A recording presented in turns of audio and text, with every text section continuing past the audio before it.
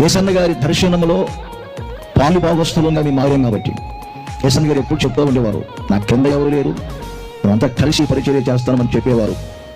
ఇంకొక విషయం ఏంటంటే, నాకు ఇచ్చిన దర్శనాన్ని ఈ దర్శనంలో మీరు కూడా పాలిభాగస్తులు అయ్యారు అని చెప్పారు యేసన్న గారు. ఈ దర్శనంలో మీరు పాలిభాగస్తులు అయ్యారు, మనంతా కలిసి చేస్తున్నాము అని వారితో సమముగా మమ్మల్ని పోల్చుకొని మాట్లాడేవారు ఆ రోజుల్లోనే.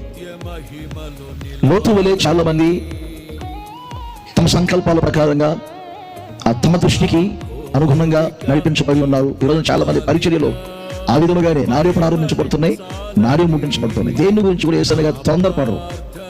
చాలా మంది సేవకుల విషయాలలో నాకు యేసన్న గారు చెప్పిన మాట, దగ్గరగా ఉండేవాళ్ళం కాబట్టి ఒక్కొక్కరు ఒక సందర్భాలలో కొన్ని ట్రాన్స్ఫర్స్ అప్పుడు కానీ కొన్ని సేవకుల గురించి ప్రస్తావనలు మాట్లాడుతున్నప్పుడు ఈ సేవకులు చిన్న విషయంలో కొంచెం తొందరపడి వ్యసనపడి సంస్థల నుంచి బయటకు వెళ్ళిపోవటమో లేదా ఇంటికి తొందరపడి మాట్లాడినప్పుడు యేసన్న గారు అనేవారు, తొందరపడుతున్నాడు కదా అతడు, తొందరపడుతున్నాడు కదా, అవసరపడుతున్నాడు కదా అని కాలానికి ముందే కాలుతూతున్నాడు. చూసావా, అవసరపడకూడదు 100 సార్లు చెప్పుంటారు.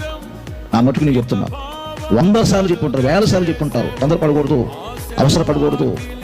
దర్శనం కలిగిన సేవకులు ఎవరు తొందరపడరు, తాత్కాలికంగా ఆలోచన చేయరు.